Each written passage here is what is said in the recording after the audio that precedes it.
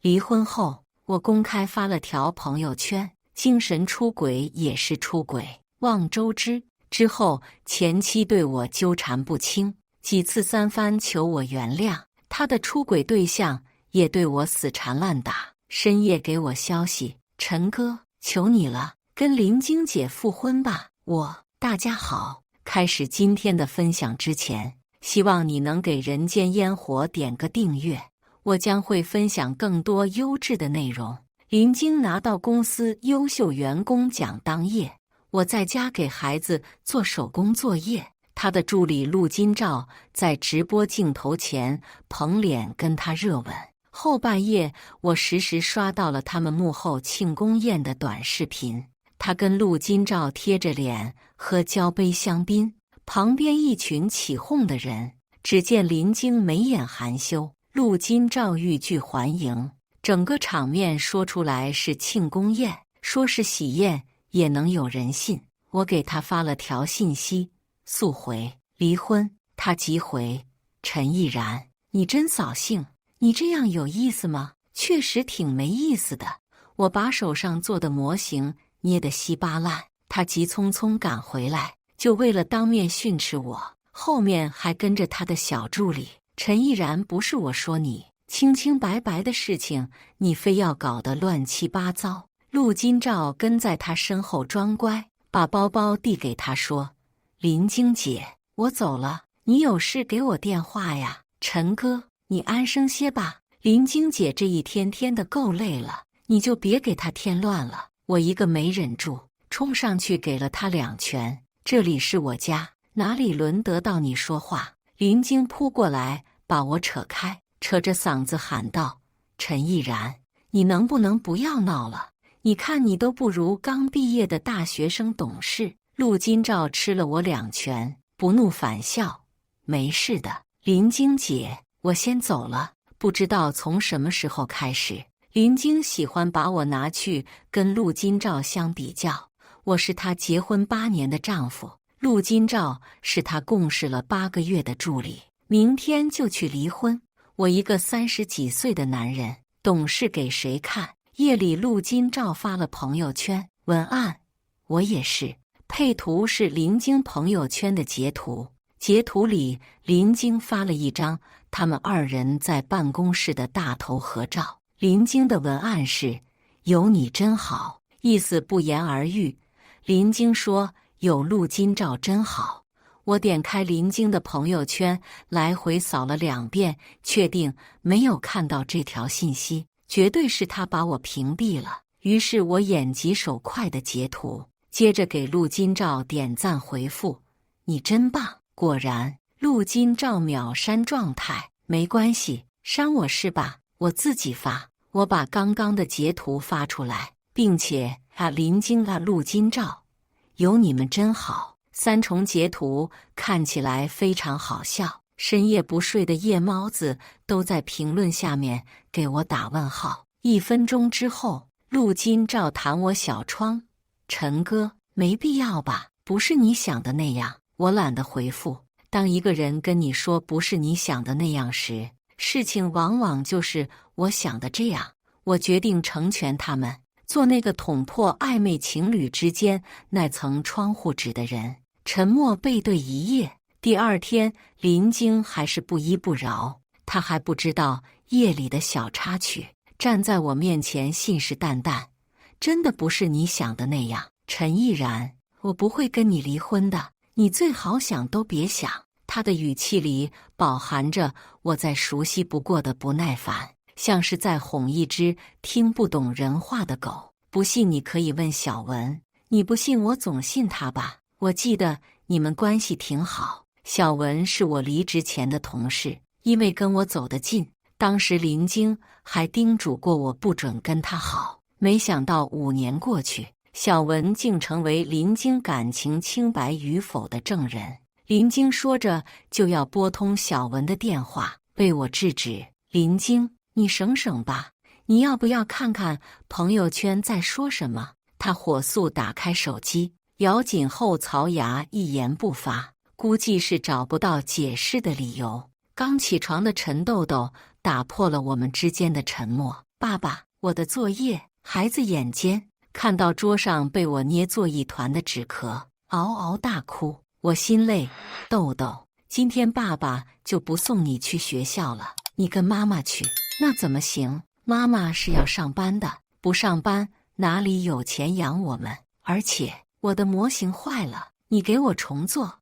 我要怎么跟一个5岁大的孩子解释，爸爸在家里也有在赚钱，生活费还是我出的？陈豆豆这种语气跟他妈妈如出一辙，我不禁心灰意冷，决定主动放弃他的抚养权。林晶把离婚协议收下，只说了一句：“我不会跟你离婚的，你想都别想。”他一切照旧去上班。我反手联系了律师。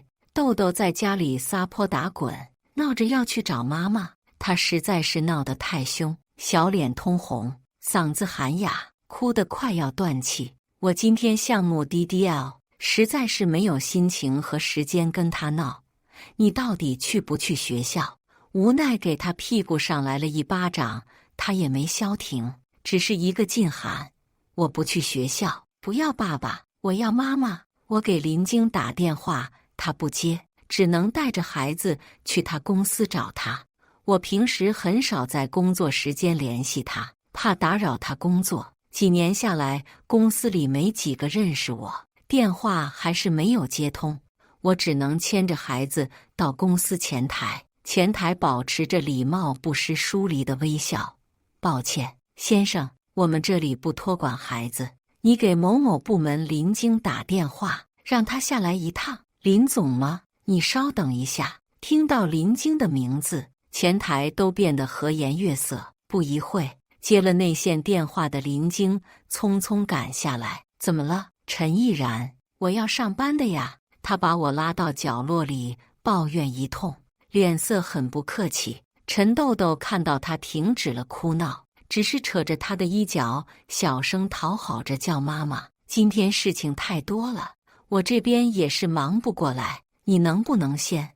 我话还没说完就被他打断。你的项目多少钱？我的工资多少钱？忙不过来你就推掉呗，这点小账你都不会算吗？林晶气急败坏，再一次，我无言以对，只能把另外打印好的文件递给他。离婚协议书我也给你带来了，你要是不签，我只能走诉讼渠道。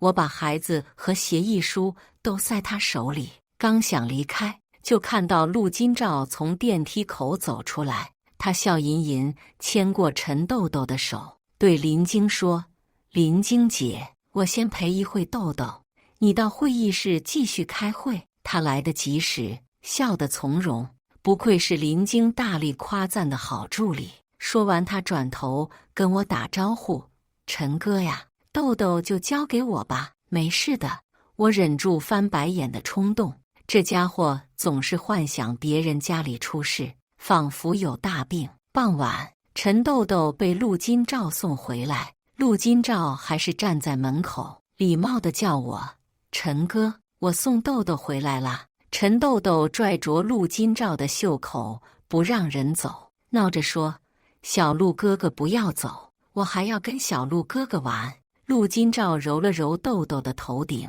温柔地说：“豆豆乖，下次小陆哥哥跟妈妈还带你去海洋公园。”陈豆豆非常给面子，当着我的面开心起来。好的，小陆哥哥最好了，我要小陆哥哥当我的爸爸。陆金照脸上颇有得色，小孩子乱说话，陈哥别放在心上，我先走了。哦，对了，林姐回公司加班了。直到陆金照跟我道别转身下楼，我都回不过神来。我在家里做好一桌子饭等他们回家，收到的却是儿子想认别人做爸爸的有害信息。我看着一脸意犹未尽的陈豆豆，问他：“豆豆，你真想陆金照做你的爸爸？”陈豆豆一脸天真：“对呀，小陆哥哥可好了，跟妈妈一起带我去看海豚。他还让我坐在他的肩膀上，跟白鲸鱼贴贴，妈妈也好开心。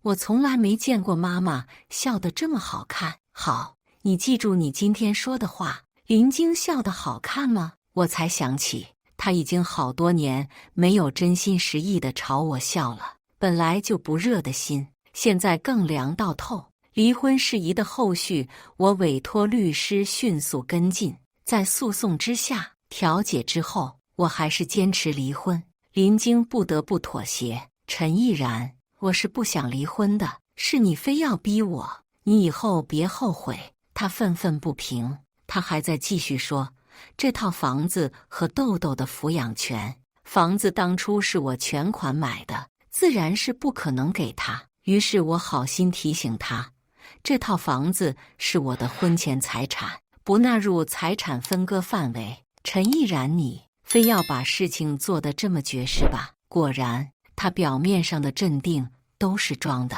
至于豆豆的抚养权，我不要，法院肯定乐意判给有稳定收入的母亲，我也不要。我这么忙，哪里有时间带孩子？那怎么办？只能把孩子送到乡下了。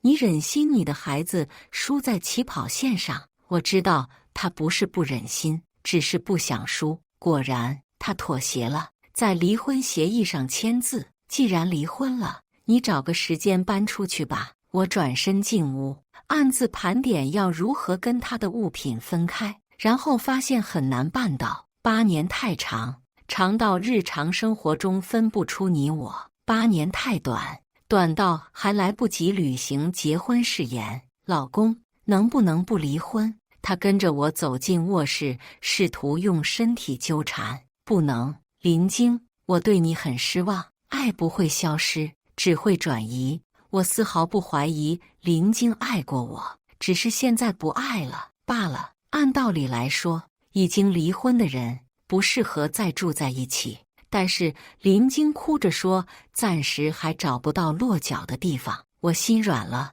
我让他暂住到找到房子之前。然而他找房子找了1个礼拜都没有找到，只是每天按时下班买菜做饭，好不殷勤。他还在演，我冷眼旁观。你这周不忙了？我问。他甜腻地说，工作哪里有生活重要，更没有你重要。妈妈，你还是不要做饭了，你做的饭好难吃，我要吃爸爸做的饭。陈豆豆非常不给面子地打断他突如其来的表白，哭丧着脸对着一桌子黑乎乎的菜发愁，又眼巴巴地抬眼看我。爸爸，你为什么不做饭了？为什么不呢？因为没有得到应有的珍惜，就不会再有无偿的付出。我没打算吃他做的饭，也没打算给他们做饭。林晶演不下去，把碗筷往桌子上一摔，不爱吃以后都别吃了。你以为还有以后吗？我反问。他顿时红了眼眶。陈毅然，你不要太过分。接着门铃响了，是陆金照提着大包小包的外卖回来，看见我的一瞬，他眼里露出怒气。陈豆豆开心地跳起来，小陆哥哥你来啦，快让我看看买的什么好吃的。林晶愣住，你怎么来了？陆金照看着豆豆，是他用儿童手表给我语音说肚子饿呢。林晶姐，你们没吃饭吗？陆金照无视那一桌子的黑暗料理，把外卖盒子一个个从塑料袋里拿出来摆好，打开，等着陈豆豆惊喜的夸赞。林晶非常不安地看着我，而我只觉得这一切有点滑稽。那我先走了，就让他们一家3口好好团聚，即使是在我的房子里，我也不在乎。林晶将陆金照带来的吃食统统扫倒下地，追着我拉扯到电梯口。阿然，你别走，我没想着让他来的。他着急解释，拖鞋都掉了一只。陆金照拖着瘸腿跟出来，一脸无辜，是我不对，打扰陈哥跟林晶姐吃饭了，我走。林晶朝他吼，这里有你什么事儿？赶紧滚！陆金照滚了。我回过神来，对呀，这里明明是我家，该滚的当然不是我。于是回头冷静地看着林晶，你也滚，还有你。陈豆豆自知闯了祸，瘪着嘴不敢哭。后来林晶领着陈豆豆上过一次门，大门的电子锁被我重置过密码和人脸识别。赶巧我在外面谈事情，他们娘俩被关在门外2个小时。等我回来，就看到2张一大一小黑沉的脸，站在门口一左一右的等着。怎么转行当门神了？我当着他们面把大门打开。你换密码了？林晶最近很喜欢说废话，我懒得搭理他。小陈，我饿了，你做饭吧。倒是陈豆豆跟没事人一样，进屋就想混吃混喝。不好意思，我今天只买了1个人的菜。你们什么事？鞋柜里已经没有他们的居家拖鞋，他们只能站在入口的地垫上，眼巴巴地看着我换鞋进屋。豆豆说有东西忘记拿了，很重要，明天上学要用，对吧？豆豆，他低头问孩子。没想到豆豆充耳未闻，看着我手里正在处理的食材，两眼发光。小陈，不，爸爸，我可以吃你做的饭吗？他退一步跟我打商量。其实离开了他们之后，我吃得很简单，再也不用大费周折地为2个挑嘴的人伤透脑筋。林晶不吃葱，不吃牛羊肉，陈豆豆不吃辣的，过敏不吃海鲜河鲜。要是买了他们都不爱吃不能吃的菜，他们一个不开心，就要把我也整得不开心。我寻思着，我只是娶了老婆，在家办全职带娃，怎么就跟欠了他们似的？对不起，这次真的不会再伺候了。不行，家里没你的菜。我说的是实话。今天我做海鲜汤，他过敏，那你给我做1碗鸡蛋面吧，行不行？爸爸，陈豆豆虽然小，但是继承了他妈妈的谈判天赋，以退为进学得十分到位。我没再理他，只是抬头跟林晶说，漏了什么东西，你们进屋拿吧，赶紧拿了走，我忙。小陈，你给我做的纸高达呢？怎么不见了？陈豆豆第一个冲出房间，气势汹汹地朝我吼，豆豆，你跟你妈妈已经搬出去了，这里不是你的家，你没带走的东西我都清理掉了，那是我明天要交的作业，你扔了我的作业，我明天怎么办？他闹起来，在我脚边撒泼打滚。那个纸高达是他的家庭作业，从他上学到现在，他所有的手工作业都是我给他做的。这简单，你让你妈妈给你做，或者你的陆爸爸也可以。陈毅然，你在孩子面前说啥呢？什么陆爸爸？那是我的助理，你别乱说话。林晶急了，仿佛离了婚的他还有资格让我在意他跟助理的关系。是，我是不太确定他们之间是否有货真价实的肉体关系。以前我会因为这个问题彻夜难眠，辗转反侧，光是脑海里想象的画面就足以将许多个陈毅然的过去杀死，是我的过去，也是我跟林晶的过去。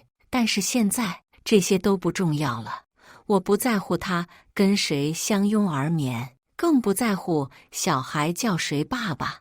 我现在最在乎的是我的时间和我的人生。行了，既然东西都不在了，你们走吧。我下逐客令。不行，爸爸，你必须得给我做出来。明天吴老师要管我要的，没有我就拿不到小红花了。呜，陈豆豆说着哭了起来，毕竟还是个孩子。我蹲下来，一字一顿地对他说，小陈，小鹿哥哥比爸爸好，找你的小鹿哥哥去。我不要，我要爸爸。爸爸，我错了，我再也不找小鹿哥哥了。爸爸，你看看我。林晶跟在陈豆豆后面抹眼泪，朝我吼，陈毅然，你别太过分，好好的一个家就被你这样拆散了，太好笑了。我真的笑了出来。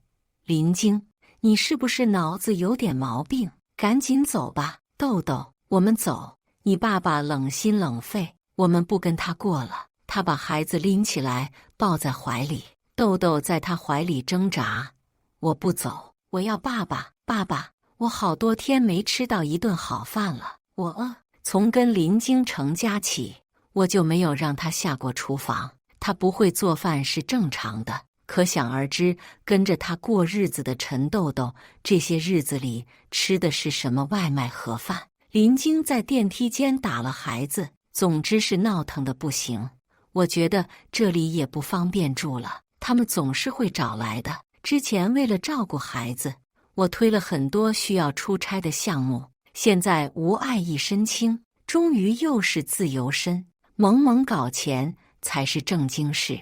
大学毕业后的一个好兄弟忽然联系上我，问我近况如何，接着又问我有没有兴趣跟他合作开发独立游戏。8年前我们有过一次合作，那个毕业设计十分优秀，成果被一个游戏厂商买走，成就了我全款买房的第1桶金。虽然过了很多年，我还记得我们2人在工作上的投契。他约我到海事发展，我几乎是毫不犹豫的就答应了。离开前夜，陆金照给我打来电话，说林晶在夜店里喝醉了，不肯走。林晶酒品很好，喝醉的时候不吵不闹，会自己窝在一旁睡觉。如果他没有睡着，那就证明他还不是很醉。他没醉，你看好他，让他别烦我。如今我最不想见的就是他们2个人，他们最好离我远一点。陆金照还没来得及挂电话，本应该烂醉如泥的林晶抢过听筒对我说：“陈毅然，我真的好难受，你能不能来一下？这种事换作是以前，我会毫不犹豫地在凌晨开车去接他，回来还要给他洗漱擦身，灌醒酒汤。但是今时不同往日，他的苦苦纠缠让我感到烦躁。我刚想拒绝，他在那边说：求你了，最后一次，好吗？阿然。以前听起来是甜蜜无限的称呼，现在听起来就是过期的深情比草芥。我看着屋子里乱七八糟的行李，想着后天就要离开这个城市，就当是见他最后一面。KTV 包间里，林晶跟下属们东倒西歪地唱歌，见我推门进去，有人诧异，有人去拍林晶。林总，这不是你家的男保姆，他来接你回家。林晶黑着脸训斥下属，他不是保姆，他是我老公。众人收声，准备看戏。他明明清醒得很，还能扭头跟我打招呼，老公，你来了。这8年来，他在职场上有意无意地隐藏自己已婚的身份。按他的说法，是未婚身份能得到更多资源。我曾经表示理解，所以更不理解他今天的表现。他找来话筒，给大家介绍一下，这是我世界上最好的老公，是他一直支持我的事业，才让我拥有今天这些微小的成就。他在家照顾孩子，照顾我们的1日3餐，温柔体贴，善解人意。话还没说完，他竟然哽咽起来，接着说：老公，你愿意原谅我吗？我承认之前对你的忽视，离开了你之后，我才知道你对我有多重要。你可不可以让我回家？场面顿时尴尬起来。我只知道他热爱工作，并不知道他还这么爱演戏，并且演技拙劣。为了我这样的一个男保姆，他竟然出这种昏招，我正无语呢。陆金照不知道抽哪门子风，也拿着话筒说：陈哥，你回来吧，没有你，林晶姐真的很伤心。我尴尬的脚趾扣地，倒退着退出了他们的包间。什么玩意？林晶追出来，泪眼模糊的拦腰抱紧我，不让我走。陈毅然，你不要走，现在你总该信我了吧？我跟陆金照什么都没有，真的只是上下级关系。其他的同事也上来劝我。对呀，陈哥，虽然这些同事根本不知道自己在对什么，他们还是一个劲的劝我不要走，我才懒得管他们之间是真是假。看一眼，他们都让我觉得恶心。即使在分开之后，林晶也没有搞清楚我选择离开他的真正原因。我们之间没有陆金照，也会有徐金照或者吴金照。他的每一次 crush 都是对我的背叛。林晶，你闹够没有？我扒开他缠着我的手。不，老公，你不能走，我不能没有你，我跟你回家。我凑到他耳边，一字一顿地告诉他，没有家了，林晶，我们离婚了。旁边的同事纷纷惊讶地收回阻拦我的手。你们听到了吧？我跟你们上司离婚了，现在我只是他的前夫，所以你们应该看好他，而不是让他再来纠缠我，知道吗？陆金照，陆金照被我点名，上来抱住了林晶。林晶姐，放手吧，我不放。他在陆金照怀里挣扎，都是因为你，我要炒掉你。老公，我不要这个助理了，你回来吧。我气笑了，转头看陆金照，小陆，听到没？你工作丢了。谁能料到陆金照放开林晶，反过来抱住我。陈哥，你就回头吧，你回来了，林晶姐就会又觉得我很好了。好家伙，感情我是他们 play 中的一环。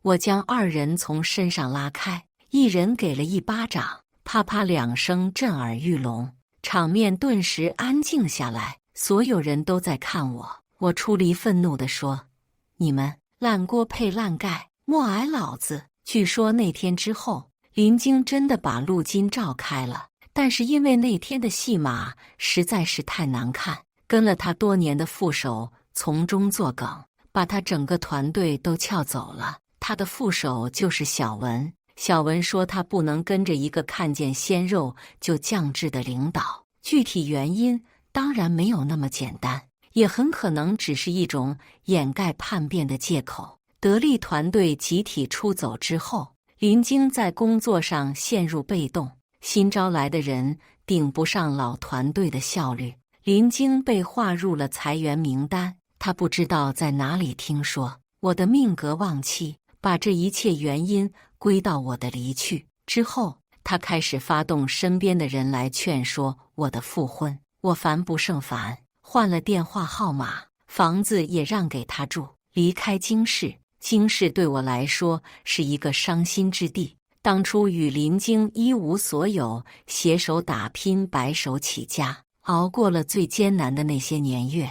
曾经我们一个馒头掰成2份吃，现在我们再也吃不到一块去。海市，我租了一套1室1厅的房子，离好兄弟的工作室不远，开始了我的创业生活。一开始也不是那么顺利，工作上的事情总是烦心，加上我8年没有在职场历练，工作习惯过于懒散，闲暇之余，陈鑫也很爱打听我的八卦。问起林晶，总是一脸吃瓜相。毕竟我从大一就开始追求她，全系的人都知道我的痴心一片。当年我在校园表白墙上面给她隔空喊话，也不是没说过这辈子非她莫属的这种蠢话。你对她那么好，她怎么舍得跟你分开？陈鑫喝了口咖啡，不小心就说出了林晶想要挽回这段关系的目的。是的，他家里缺一个佣人，一个厨子，一个能负担家庭开销的老公。我含笑说道，正所谓当局者迷，一旦我跳出来看，答案再清楚不过。陈鑫笑开了花，拍着我的肩膀安慰，没事的兄弟，等我们这一单做成了，要什么好女人没有，忘了他，用力工作吧。我有理由怀疑他其实变相的在push我，但是我没有证据。不过他确实说的没错，我们的游戏上架之后，一夜之间火了。看着源源不断汇入账户里的钱款，我体会到工作带给我的极大快乐，也理解了林晶为什么那么执着于工作，而忘记了顾及家庭。确实，成就感会让一个人变得精神百倍，并且上瘾。小区里的阿姨跟我熟悉了，都说近来我又帅了一些，打探我还是不是单身，我都笑着拒绝了。现在还不是谈这些的时候。离婚半年之后，林晶的爸爸到海市找过我。毅然，林晶这孩子从小任性，是我们太宠他的缘故，但是他一直就是这个性格，当初结婚的时候你也知道的，现在是怎么回事？你是忽然想反悔了吗？”老教授见面落座，就开始说大歪理。一个姑娘把最好的10年都给了你，你作为一个男人，不应该这样始乱终弃。我终于知道林经的错误归因法是从哪里学来的了，原来是老教授教得好。于是我说：“林教授，你也知道你家孩子任性，我照顾了他6年，在他身后做家庭主妇，一个男孩子最好的8年也都给了他，我觉得我问心无愧的。林教授，他外强中干，在被我驳回之后，气焰就被压制了许多。但是你怎么说离婚就离婚，也不跟家里人商量一下，你这真是太儿戏了。你没想过豆豆在成长的过程中没有爸爸的参与会有多遗憾吗？明面上说不过我，就开始扯孩子，但是陈豆豆已经给自己选了新爸爸，我是不会心疼的。抚养费我已经用他们娘俩的房租顶上了，我有负经济责任的。至于感情嘛，抱歉，我给了10年，给不起了。毅然，老教授叹了口气，算罢，求你能不能跟林经复合？不能，我原谅我自己，真的不能。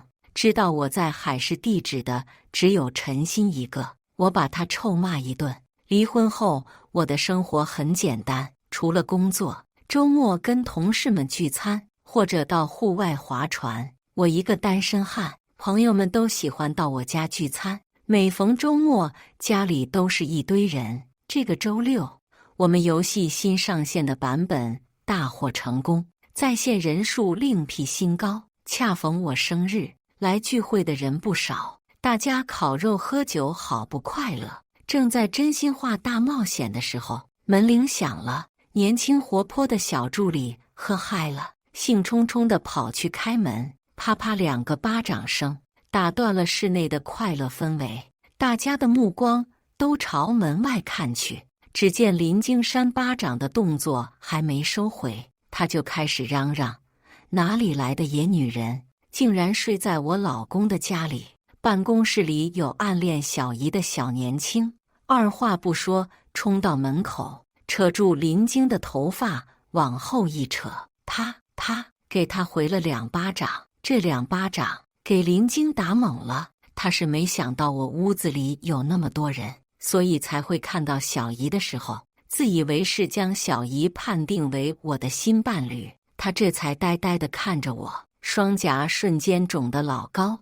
老公，他打我4个巴掌，将室内所有人的心情都打没了，团团将林经围住。这位大姐，你谁呀？上别人家打人，你管陈总叫老公？陈总，你有老婆，我们怎么没听说呀？都是一群年轻人，闹起来真是没完没了。还有人拉着林经要上警察局理论去的。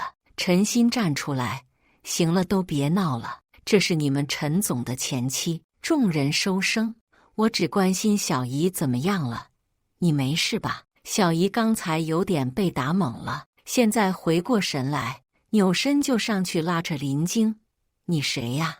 我好心给你开门，你打我，完蛋，要打起来了！”